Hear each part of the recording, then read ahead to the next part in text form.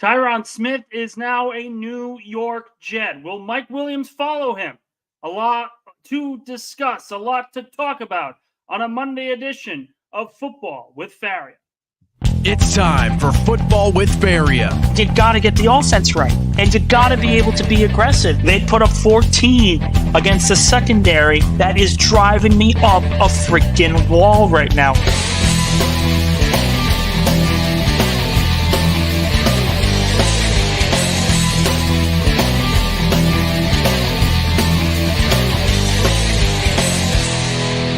Now here's your host, Nick Faria. Alrighty, everybody. Monday edition Football with Faria. Lots to get to today. Thank you guys for joining. For those jumping on for the first time, welcome. For those returning, welcome back. You guys want to call in? The link in the YouTube description down below. Join the conversation. All comments and questions are welcome. Also, join the live chat. We'll try to get everyone's question solved throughout the show. Going to be going on till around 6 o'clock. When we talk about the big news that has happened across the National Football League in the last 3-4 days, I like to have my shows Monday, Wednesday, Friday. I was with my in-laws on Friday, so that killed the Friday show. But a lot to get to because Tyron Smith, the all-pro left tackle of the Dallas Cowboys, the guy that is considered by many to be a lock of a first-ballot Hall of Famer, is now a New York Jet. Incredible. Incredible. And listen, first off, from an Eagles standpoint, from an Eagles fan base standpoint, thank you to the Jets for getting Tyron Smith out of the division. Because if you look at the tape of when he was healthy last year, he was arguably the best offensive lineman out of any player in the entire division. This is as good as it gets for the position. This is as good as it gets for the offensive line. Nothing else about it. You want to talk about Morgan Moses, the trade that brought in Morgan Moses. You want to talk about the signing of John Simpson, bringing in Javon Kinlaw. We're going to get to all of that. We're going to talk about Joe Douglas in a little bit. But the signing of the offseason so far is Tyron Smith, an all-pro, first-ballot Hall of Famer, accounting for about $6 million in 2024 for the New York Jets. $6 million. You are paying your starting left and right tackle, who are Pro Bowl players, roughly around $12 million in cap hits. We can argue about Joe Douglas all we want. We can argue about him being unable to produce a winning season since he has been hired as the general manager of the New York Jets. We can argue about his draft record outside of the 2022 season. But man, if you're looking at this offseason for the Jets and you're seeing the first week go by and your response is anything but Joe Douglas knocked it out of the park, you have a different alternative mindset. You have a thought process that you want Douglas gone no matter what, and to give him credit is beneath you. Let's be quite frank about this. If we're arguing about Joe Douglas right now, there's very little we can argue about the plan that Joe Douglas has put forth. Very, very little. We can say, oh, well, he hasn't addressed the receiver position. He hasn't addressed running back. He hasn't addressed the safety. And to that point, I will say again, patience. Patience. In the first week, the Jets had about 3 holes along the offensive line. 3 starting caliber players they needed to find. Whether it was the draft, whether it was free agency, whether it was a trade, they needed to address 3 starting positions on the offensive line. And almost everyone that I spoke to, whether it was on my show, whether it was on Jake Asman's show, whether it was on JetCast, Play Like a Jet, everyone that I have spoken to said there's no way Douglas will be able to solve every single starting role in free agency on the draft. There's too much to do. And it took Douglas, it didn't take Douglas a month. It didn't take him until the draft. It took him a week. It took him 5 days to not just sign a quality starting left guard, not just trade for a Pro Bowl caliber offensive lineman, but to sign arguably the best left tackle of the modern era. All of that was done in 1 week. And all of that was done, if we really want to be frank about this, all of it was done with under $15 million going to the entire position group. Look at the cap hits that Morgan Moses, Tyron Smith, and John Simpson, combine them together and tell me what number you get. And tell me that that is not the most absurd thing you have ever seen in your life. The Jets solved 3 offensive line holes. 3 starting caliber players were brought in for under $15 million against the cap. That is bonkers. Absolutely bonkers. And the one thing that I said this morning, a lot of people wanted to debate about it. This was the Howie Roseman offseason for Joe Douglas. This was the offseason where people were wondering what he was going to do. He's on the hot seat. He needs to figure everything out. He has so many holes to fill. And in a week, he solved over half. The backup quarterback position is solved. The defensive line is solved, particularly on the interior. The offensive line solved. He did it in a week, guys. What's to say that he can't go out there this week and solidify the receiving core and bring in another running back? And the week after, he says, you know what? Let me get another starting caliber safety. What's to stop him from doing this? We all argued if Douglas would be able to have enough time to fix the offensive line issues, and he did it in a week. What's to stop him from doing that again with the receiving core? It's absolutely incredible what he was able to do with this. And I didn't think Tyron Smith was going to be available. I didn't think Tyron Smith was in the realm of possibility for the Jets. I just didn't. Because if you look at who he was as an All-Pro, as a former Dallas Cowboy, you can argue he is looking for the most amount of money as possible. And the Dallas Cowboys are considered one of the best teams in the NFC. If Tyron Smith was ring chasing or trying to get as much money as possible, you could go back to Dallas and simply say the exact same thing he said about the Jets. They are one of 4 teams in the NFC that are legit Super Bowl contenders. San Francisco, Philadelphia, Dallas, and then Detroit. That next tier is probably the Rams, the Falcons, those next tier guys, the Packers. A lot of questions, a lot of things that need to be solved, but good, solid teams. The Jets, no one knows what's going to happen this year because no one knows if Aaron Rodgers is going to stay healthy. No one knows if the coaching staff is going to be up to snuff. And Tyron Smith chose them anyway and essentially took a pay cut from the last few years for being one of the best left tackles in football. This is astronomical. This is so massive for the franchise of the New York Jets in so many ways than one. First off, for now the 3rd straight offseason, the Jets have been able to go out in free agency, go out in the draft, and have a killer offseason or a killer move that helps them in the long run. The 2022 draft class, arguably one of the most historic in NFL history. The very next offseason, what happens? Aaron Rodgers, a 4-time NFL MVP, gets brought in. And now, a year later, one of the greatest left tackles of the modern era is in Florham Park signing his contract. You can't tell me that Joe Douglas doesn't know what he's doing. The moves might not work. They might not work. But Joe Douglas is going down swinging. You want a big takeaway from this Tyron Smith signing?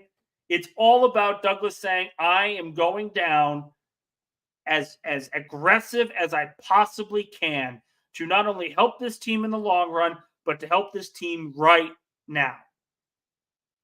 In 1 week, the defensive tackle position solved. Offensive line solved. Backup quarterback solved. You know what other organizations did that? Philadelphia, San Francisco. The Commanders had a big offseason. For the top teams that need to make moves in order to win a Super Bowl, made moves in the first week of free agency. And the Jets were one of them. Highly, highly impressive first week of free agency for Joe Douglas. But it's not over. It's not over by a long shot, guys. Because as we speak, the Jets may have solved their offensive line problems, but they are in conversations with Mike Williams. Mike Williams is visiting Florham Park right now. He's going through a visit. He's scheduled to have another visit with the Panthers tomorrow, and then the Pittsburgh Steelers a couple days after that. For those of you that say, and I know there's a couple, I'm scrolling through Twitter to make sure that I've got everyone's names right and everything.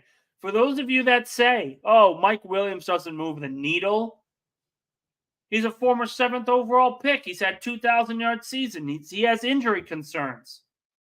Guys, this is Mike Williams we're talking about. We're not asking a receiver to come in and be a number one. Again, we talked about this.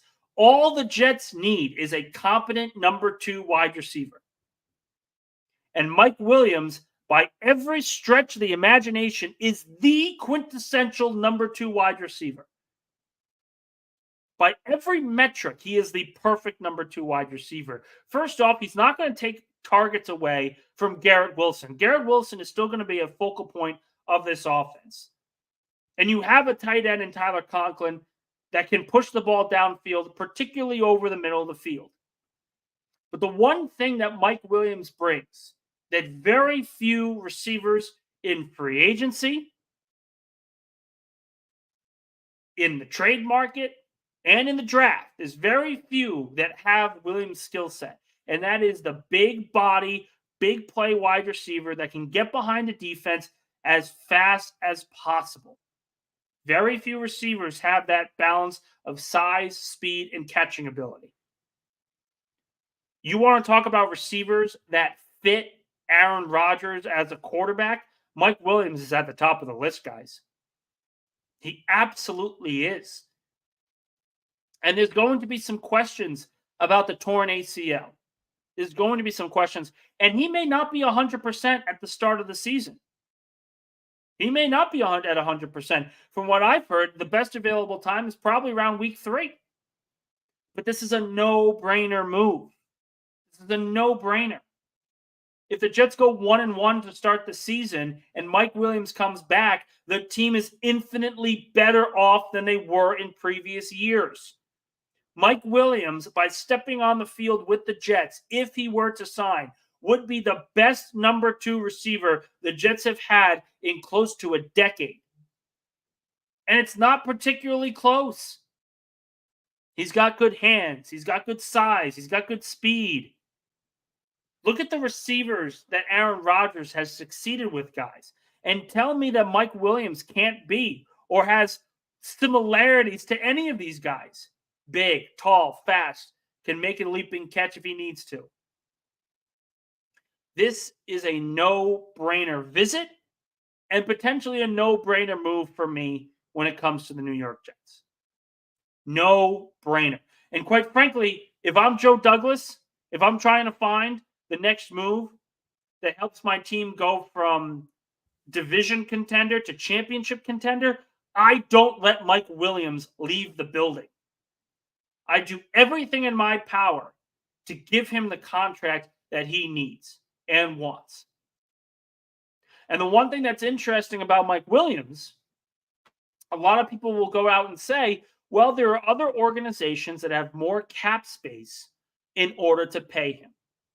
And I don't know if that's exactly true, because I did a little bit of research today. when I was writing for Pro Football Network. I also put out an article, so for you guys wanting to watch, greatly appreciate it.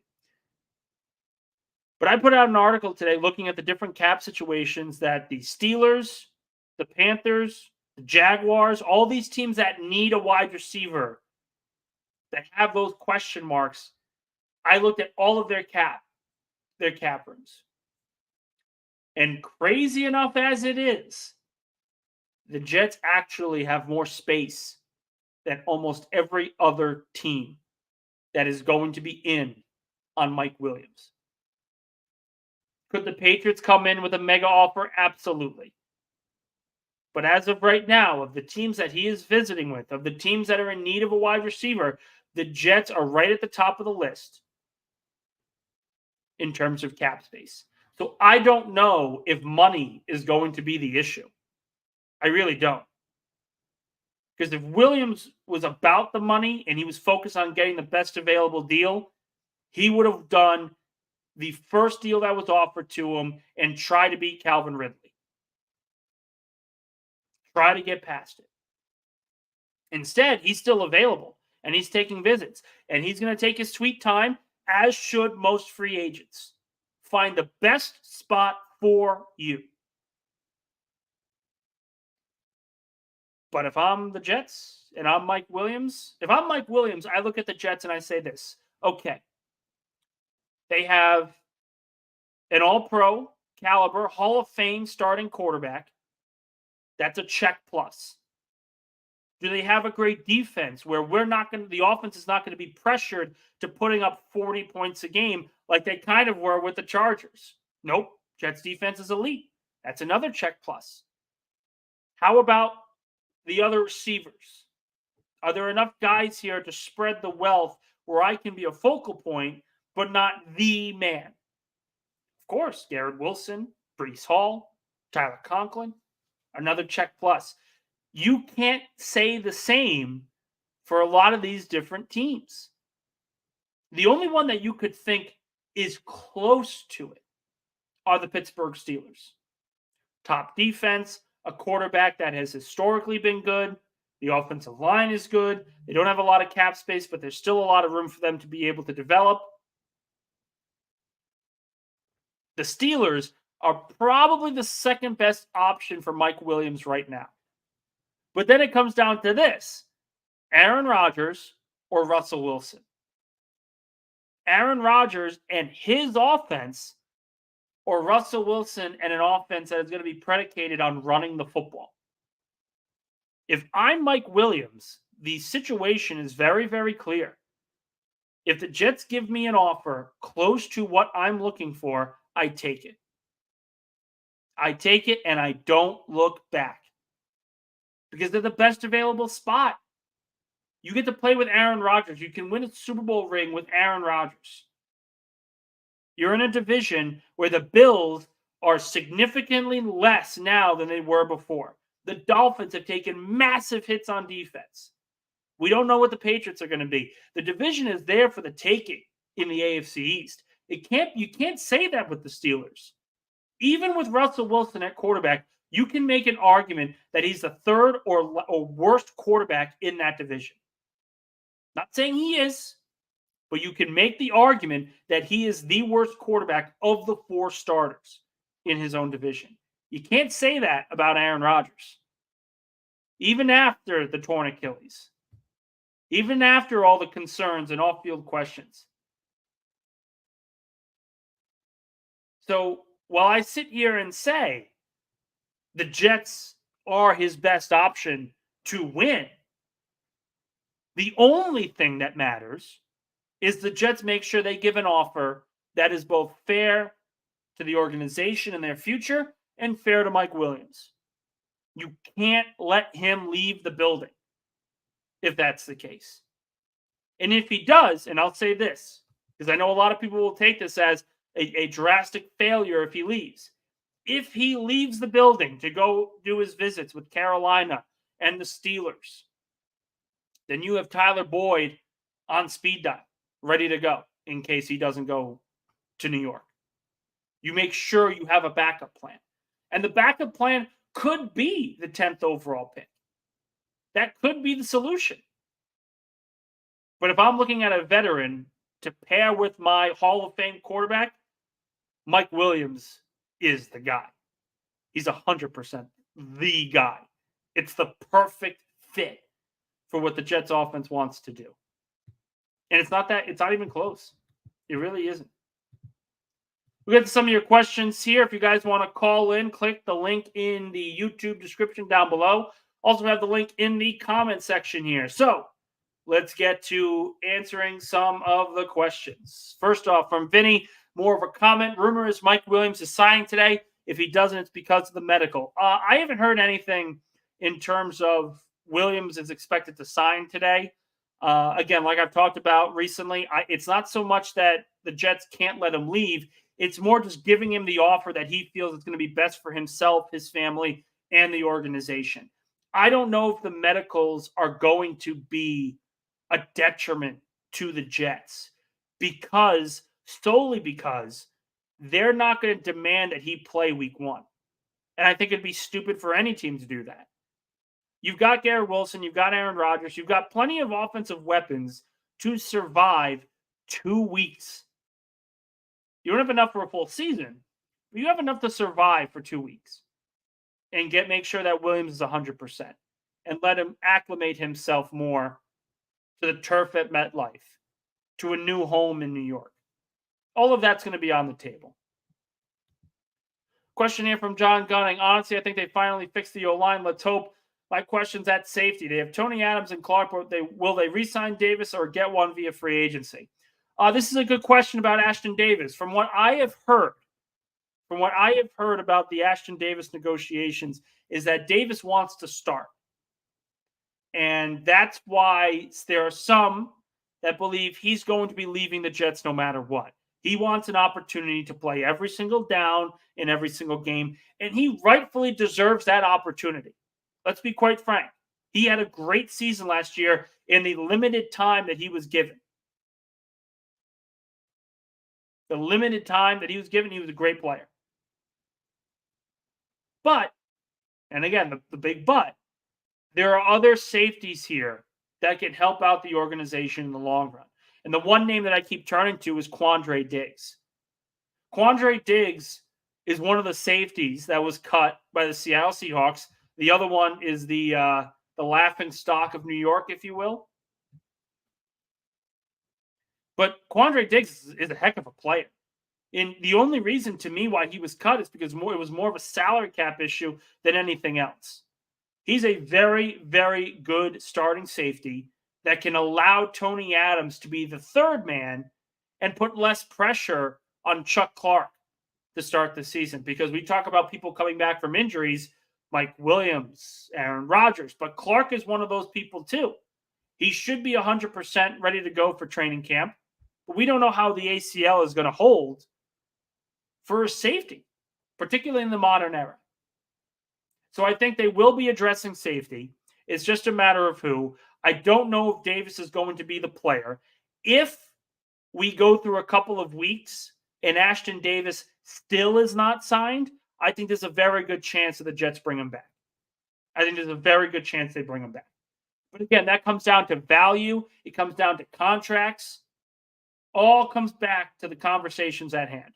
If Ashton Davis wants to start, he's not going to get a starting job in New York. Not with the money and the expectations that he wants for himself. If that price lowers, then of course the Jets will absolutely be in consideration. From Lake Jets fan, how could Williams go to Carolina or Pittsburgh and not pick the Jets? This is kind of what I'm talking about, guys. If you are looking at this from a particular player perspective, Carolina has Deontay Johnson, a really strong offensive-minded head coach in Dave Canales. I like Canales a lot. I think he's very, very strong as a play caller, can develop quarterbacks. But I don't know if Williams wants to go there for a 2-year rebuild. I think he wants to compete right now. And if that's going to be the case, he's got to pick between Pittsburgh and New York. And then it comes down to Russell Wilson or Aaron Rodgers. And both quarterbacks are going to recruit. But of the two, Aaron Rodgers, to me, is going to have more of a pull because he's a first ballot Hall of Famer, and Russell Wilson's a very, very good starting quarterback. I think that's the fairest way to compare the two. They both have a Super Bowl ring. Wilson has another appearance, but that was mostly on the back of an elite defense and running game. He hasn't been able to win a lot of playoff games when he was the focal point.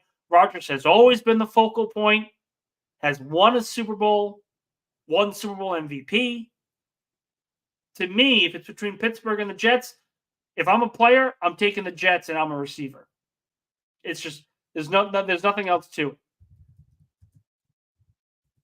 It's just, when I look at this organization and what they're trying to build, I can't help but look at what the Jets are doing with Aaron Rodgers and saying, yes, this is the place I want to be. I want to win the Super Bowl here. Plain and simple.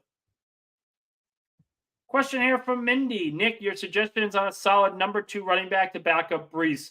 The typing that you heard was me looking at the free agent people that were available. And there's still a couple of names that I think really could interest the Jets in a number of ways. First off, and this is a name that I brought up on the Jake Asman show this past weekend, J.K. Dobbins. I think Dobbins is a very, very underrated running back who is coming off a torn Achilles, has a relationship with Aaron Rodgers. It would make a lot of sense for the Jets to gobble him up in a couple of weeks if he's still available and be the second running back to Breece Hall. Allow Izzy Abanikanda to grow, get a few more touches. Dobbins makes a lot of sense. Ezekiel Elliott makes a lot of sense. He had a good year in New England. Let's be fair here. He's not the same running back he was when he was drafted with the, 6th overall pick? But he's still a quality running back. He's still a quality power guy that can pick up 1 to 2 yards in short yardage situations. And if that's the case, that's a great fit for the Jets. It's a great fit. And then the final one that I'm going to bring up, and it crushes me to my soul, but it's Boston Scott. It's Boston Scott 100%. I don't want to see Boston Scott anywhere else but Philadelphia. But if the Jets are going to go after another running back that they can trust, that they can use all over the field, Boston Scott's that guy. 100%. This is the modern Darren Sproles. This is the modern Darren Sproles who can receive, he can run, he can block when he needs to, he's got good return skills. You want to talk about being a dependable returner. If they are not trusting Xavier Gibson next season as a returner, Boston Scott can absolutely do that job. It's Darren Sproles in a second version. Makes a lot of sense. Another question from Lake Jets fans. Nick, do you think he leaves the building not being a Jet? This is about Mike Williams. And I will sit here and say that I do think he leaves the building without being a Jet because he has so many interviews, so many visits. The Steelers, the Panthers. I heard rumblings about the Raiders. Because he has so many teams that he's trying to visit with. I very well could see a situation where the Jets don't want him to leave, but Williams chooses to leave to allow himself to take time to make a decision. And if that's the case, that's perfectly fine. And Jet fans should not get on him for that. If a free agent wants to take his time and he's considering the Jets, you need to give that player some time. Show the patience that you need that will allow and entice other teams and other players to want to come here. So I do think he leaves without a deal. I think it's a very strong possibility that that happens. This isn't to say that I could be wrong. Again, this is just an opinion. But I think he does leave without a deal. But I still think that the Jets are going to be at the top of his consideration. Because there's really nobody else that can compete with Aaron Rodgers as a quarterback that are going to be in the market for a receiver. From Marvel, quick question. What about Justin Simmons for a safety? And this is an interesting one, too. I mentioned Quandre Diggs, but we're talking about aging players in the secondary. Justin Simmons is probably the most talented out of any of them. All-pro safety, Pro Bowler, consistently great through his entire career. But there's one reason why I don't think the Jets are going to be a good fit for Justin Simmons, and it's why he is taking his time. I think, personally, he wants a deal becoming of the top safety in the game. Whether we agree or disagree that Justin Simmons is the best safety in football is irrelevant. He considers himself to be the best safety. So he is looking for top safety money. And no team is willing to give that to him. And just like with some of these other players, that price is going to go down. It's going to go down. It's going to lower. And then the question becomes, if that price lowers to a point where the Jets and other teams are comfortable bringing Justin Simmons on, what's the best fit for him? And to me, the best fit is not the New York Jets. The best fit is back with Vic Fangio in Philadelphia. You want to talk about bias, everything else. He was an all-pro player with Fangio in Denver. That was really what got him his start. It makes a lot of sense to me if his price tag goes down, that he goes to Philadelphia and says, I'll take a one-year deal to be your top safety and to try to win Super Bowl and get the best out of my career with the guy who helped get it started in the first place. This isn't to say that the Jets would not have a strong pitch for a safety like this. They need one. But if we're talking about fit, Quandre Diggs, to me, makes a lot more sense. It's just the case. Lake Jets fan, what's your thoughts on Clowney visiting tomorrow? You see him actually coming to the Jets. He would be a nice consolation prize after losing Huff at a way cheaper price. I do agree. I kind of put this out here with another article today on Pro Football Network. For those, again, if you guys want to watch, want to read up, greatly appreciated. But if I am looking at Jadeveon Clowney, and I'm looking at the organizations that are going to be interested in him, the Jets have to be at the top of that list of teams that he wants to join. He has never had a 10-sack season. He's good against the run. He's a good quality pass rusher. But he is not the all-pro that many expected him to be when he was drafted with the first overall pick. I think everyone understands that. Everyone's aware of that. So if I'm Clowney, I want to go to a place.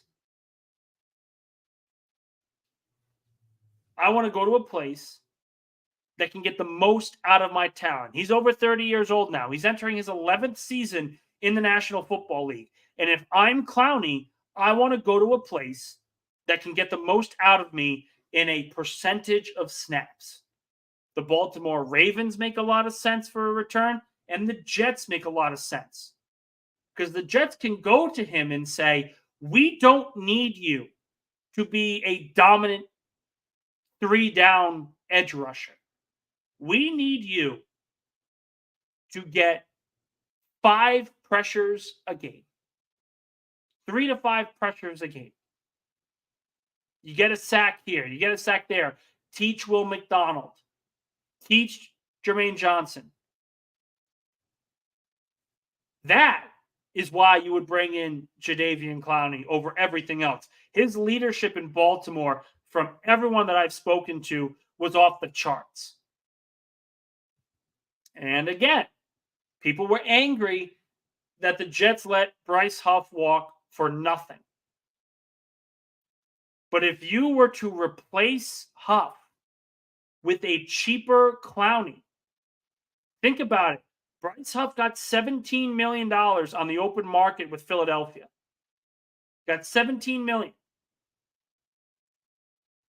Jadeveon Clowney is going to cost less. We don't know how much less, but we expect him to cost less. With the money saved from Bryce Huff's deal, think about this, guys. He cost $17 million. Tyron Smith cost $6 million. Morgan Moses cost $5 million. John Simpson cost $2 million. 6 plus 5 plus 2 is $13 million.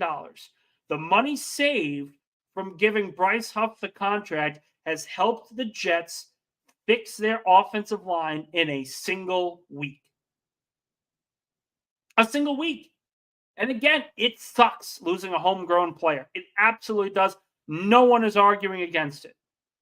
No one is. But if you have an opportunity to bring in Jadeveon Clowney as a third edge rusher to replace Huff, remember, it's not finding a player that gets to the passer as much as Bryce Huff. It's finding a collection of pass rushers that can fulfill what Huff did in the aggregate. It's Moneyball in the NFL. It's Moneyball in free agency. That's essentially what we're talking about here.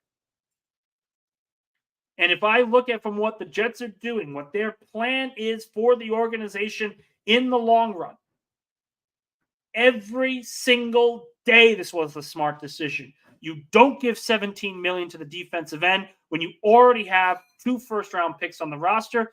You use that money to solidify the offensive line.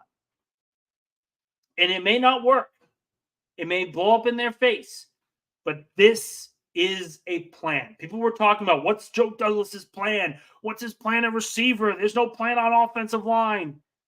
This is a cohesive plan. Fill out defensive holes in the aggregate, overspend a little bit, or get some good deals for some really good offensive talent. That is how you build championship teams. Look at what the Philadelphia Eagles did in 2022.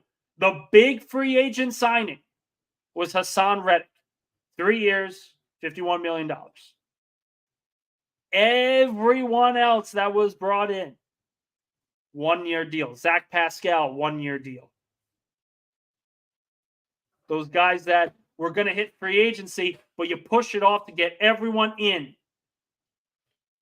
It makes the most sense when you have that plan in place. It always will. It always will. Go through some quick news. Yes, from David. Madison just signed to the Raiders after his visit.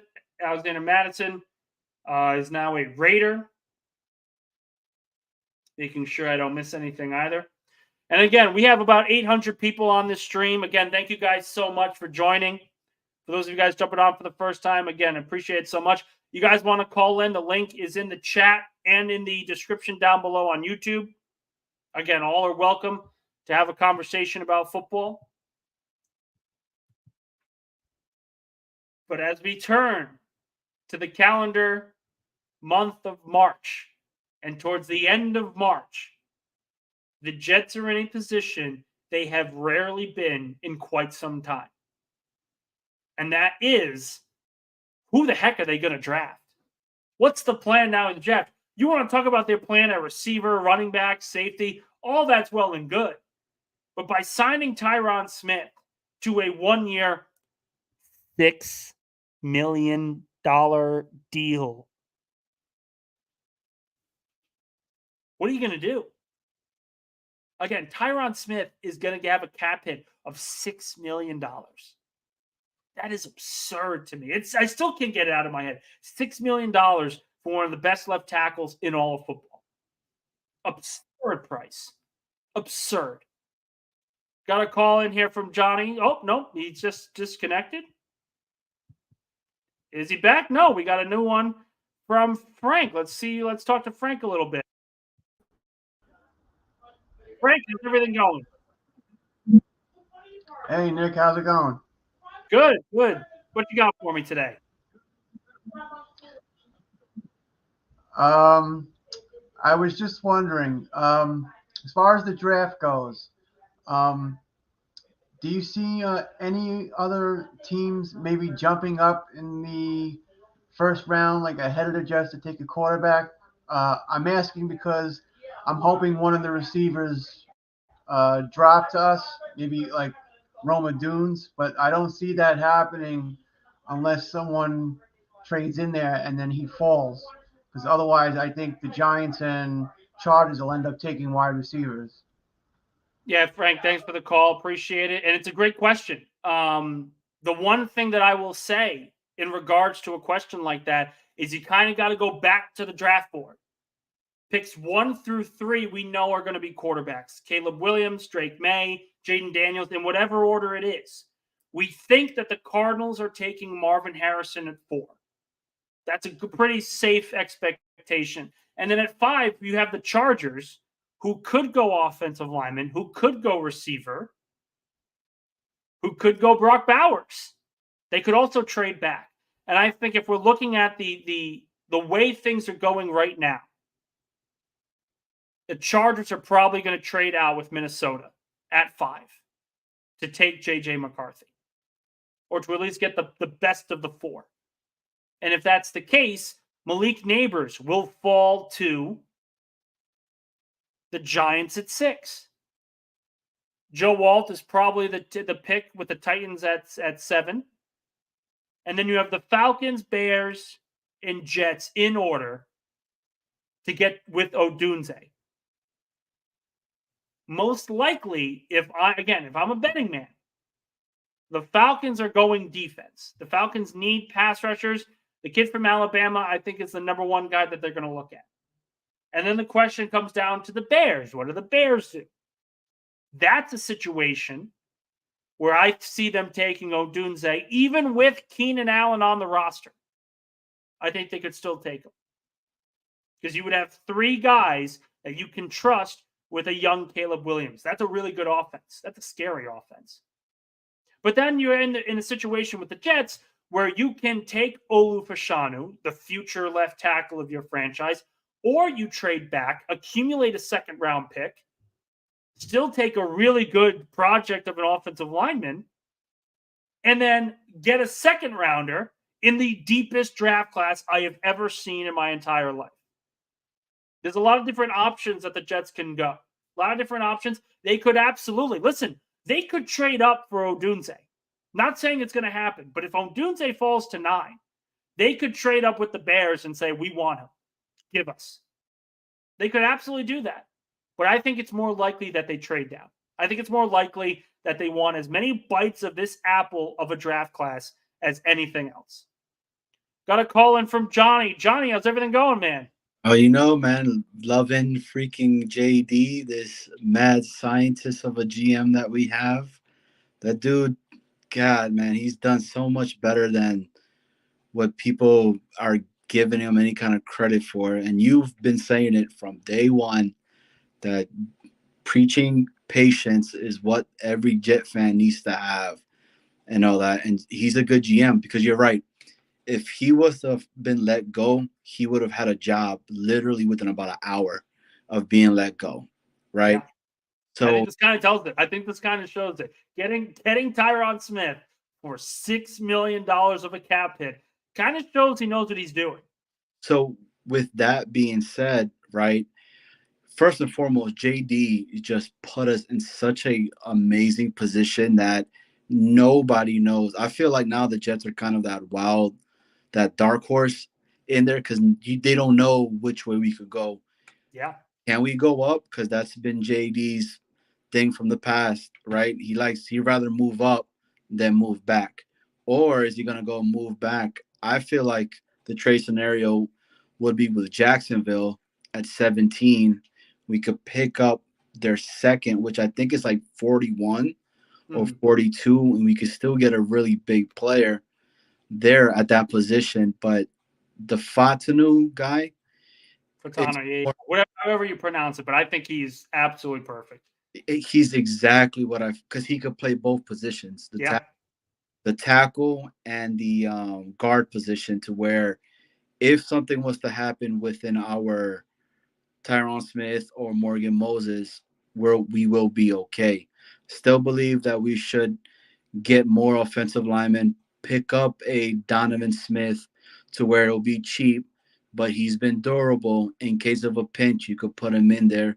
We still have We still got Mitchell. We still got West and Carter Warren. You know, I mean, where do you think we end up going if we go that route? If you trade back, Johnny, again, thanks for the call, man. And also, I want to point out, we're at 925 views right now. Can we get to 1,000 in the final 5 minutes of this program? I want to see if we can do it. I want to see if we can get this done. This is very exciting. Let's see if we can get to 1,000, guys. Make sure you tell your friends, your family, put on your computers, put on television. I don't give a crap. This is amazing. But to answer the question, the best opportunity to get a second round pick, if you're the Jets, is not trading into the teens, because I feel like the value of the 17th overall pick is not going to be equal to the 10th, where you can just give up a second and a first and then be done with it. If the Jets want a second round pick, it probably means that they're going to have to trade out to like the 20s. And the names and the teams that I keep continuing to circle are the Eagles, the Cowboys, the Steelers, and even the Chiefs. We have seen the defending champions, past defending champions, trade up in the draft. 15, 20 overall selections, trade up for a wide receiver. The clearest one that I have from memory is when the Pittsburgh Steelers in 2005, they win the Super Bowl. They trade up in the first round to around, I think it was 17, might have even been 20 in the 20s. But he traded up for Santonio Holmes. And Holmes was the pick, and he ended up winning a Super Bowl MVP, and that clearly worked out for them. But if you're the Eagles or the Steelers and you want to get a top tackle or top defensive player, trading up to 10 is probably your best bet. And the one reason why I continue to circle the Eagles in this particular conversation is because they have 2 second-round draft picks. You could trade a first and a second, probably like the 50th overall pick, to the Jets for 10, and that's relatively around the same value. You may have to throw in a 7th or maybe even a 5th, potentially a 6th, but the value would be there for the Eagles and for the Jets themselves. The Jets would get multiple bites of the apple like we talked about, and the Eagles would get probably the best corner, the best offensive lineman, the best receiver, whatever they want to do. Howie Roseman's an enigma. When you think Howie Roseman's picking something, he is going to do the opposite. Let's just put it that way. It's one of the many lessons that I've learned while being a fan. Oh, and hey, look, Rico Dowdle signed with the Dallas Cowboys. Way to go, Cowboys. Second signing of the offseason for them comes in at the running back position. Incredible moves going on right now in Dallas. All right, we've got a couple minutes left. We're at 952 952 viewers and counting. I want to see if we can get to 1,000. So I'm going to be on for a couple more minutes. We're going to try and answer these remaining questions. Comment here from Lake Jet fan. We will only repeat history if Jets don't address the offensive line. The last 2 years, they have had the most offensive line combinations in a single game, a single season. I do think that this is the way that they will go. If they trade back, they're probably trading back for Fautanu, the AVT of this draft class. Because I think he is absolutely Elijah Vera Tucker, a guy who can be an all-pro at both tackle and guard. If Philadelphia doesn't take him, the Jets make a heck of a lot of sense with the trade down. Heck of a lot of sense. Dane, yeah, call in, buddy. Call in. You can be on. No problem.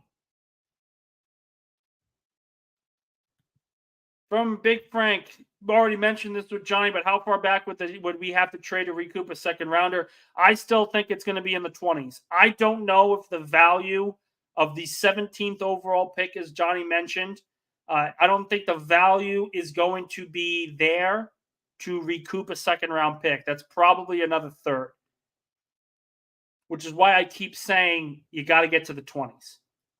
You got to get to the 20s and see what happens. Want to see if we can wait a couple minutes for my friend Dane here. Comment here from Joseph Battaglia. Trade back, come away with Brian Thomas.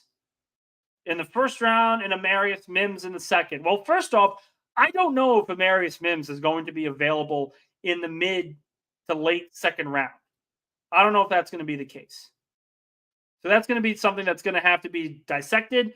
Again, I think the Jets are far better off taking a guy like Fautanu in the first and then maybe a Lad McConkey in the second. Because not every receiver is getting selected in the first round. All right, we're going to do this one final call, and we're going to bring on Alan. Alan, how's everything going, man? Hey, what's going on, Nick? How are you? Good. Couple of questions. First of all, as far as a trade back, the team I'm looking at is Jacksonville at 17, especially after they lost Calvin Ridley. Yep. Could you see them going up to 10 and taking a Brian Thomas Jr., especially with the way he performed at the combine? He might go in the 12 to 15 range. Or do you see Jacksonville staying put and maybe moving down and getting a receiver? That's the guy that I think makes sense for them. As far as the Jets moving back, I think it's imperative they move back because you have two elder tackles. I think it's important that they grab a tackle in the first round and hopefully get another top 100 pick to get another receiver in the draft. So that's why, as much as people are talking about a Brock Bowers, I just don't think the Jets will take him at 10. I don't, as much as I love the player, I think it's important for them to capitalize on the signing of Smith and the trade for Moses, and to get themselves an opportunity to get a tackle and a wide receiver in the same type of trade. Yeah, no, I think it's a great question, Alan. First off, with Jacksonville, Johnny actually brought up the same question. I think that's certainly in consideration. My only question will be if that actually gives the Jets a second round pick. I think the value is going to probably have to be, if the Jets want to recoup a second rounder, you're probably going to have to trade back to the 20s. And Jacksonville, the other thing is this, they can stay at 17 and draft a really damn good wide receiver. This class is full of them. The trade, I read a couple of articles in Jacksonville, and the deal, they actually talked about a deal to go up to 10 with the Jets, and they were talking about trading 17, a third, and a fourth to move up to 10, which makes sense. Maybe the Jets can move the 2/3 to get to the second. The player I want in the second round is Roman Wilson. He's a guy that would be a wide receiver 3. Trust me, I'm not a big fan of Michigan receivers, but the way that he performed this year, I think he's a guy who could separate and a guy who would be a real weapon as wide receiver 3 for the Jets. I appreciate it, Alan. Appreciate the call. I think he has some valid points. Whether the Jets want to get a third and a fourth and use 2/3 to trade up into the second, they have the ultimate flexibility here. And that's all you can ask for from a fan base. We'll take one final quick call from Dane. We're at 987 followers, guys. Keep it rolling. Dane, how's everything going? Not bad, man. Thanks for squeezing me in. I do appreciate it. Appreciate it, of course. I'm still trying to finalize what I want JD to do next month. But I feel like I can't decide like protection or offense, weapon. Unless I knew more about what they plan to do as far as like play calling. I don't know if you have any insight on whether they're going to be more balanced than we were last year. Well, they're going to be more balanced just because of Rodgers. Rodgers comes in and helps that. I feel like that's key. Like run first, build through the trench, just run first, dink it to Garrett, and Rodgers will not have to like go out and win games as much as just run the offense. Now if we're not going to be geared that way, then maybe get a weapon, but knowing, like, honestly, I wish we would run like 500 times this year. Past couple of years it's been like 400, right around. Rodgers, he's been throwing it like 550 times. Like, get that down to 450, get our rushes up to 450, and I think we'd win 11, 12 games. No, it's going to be interesting. If we do that, then I want to go line. If we plan to come out and just let the game dictate it, though, then I want to go weapon. So knowing more of what Hackett can do or what he has done in the past with Rodgers when they had a good running game, it might help me finalize my choice. Appreciate it, Dan. Appreciate the call. And yeah, listen, the flexibility is there for the Jets and Joe Douglas. It's all about putting your team in a position to succeed at the top point. You want as many people, as many options as possible, whether it's trading back for Brian Thomas, whether it's bringing in Roman Wilson in the second round and trading back to get him, whether it's drafting Fautanu. The Jets are in a position they weren't in, guys, last week.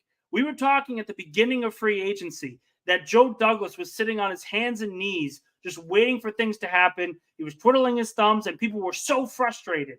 And in a week, he has completely changed the complexion of what the franchise is going to do on draft day. We're at 998 viewers here. Come on, 2 more people jump on, and I can finally go off, and my wife can yell at me. Let's do this, guys. Come on, bring 2 people in. This is absolutely incredible. I can't appreciate you guys enough. And we've hit 1,000. There we go. Wonderful job, everybody. Wonderful job. Way to go, guys. Way to go. All right, now I actually have to jump off. Appreciate all of you guys for jumping on. We're going to be back on Wednesday to talk more Jets and free agency in general. Can't appreciate you guys enough. This is a great milestone. Very, very appreciative of everyone, and hope you guys have a great day. And I'll see you all on Wednesday.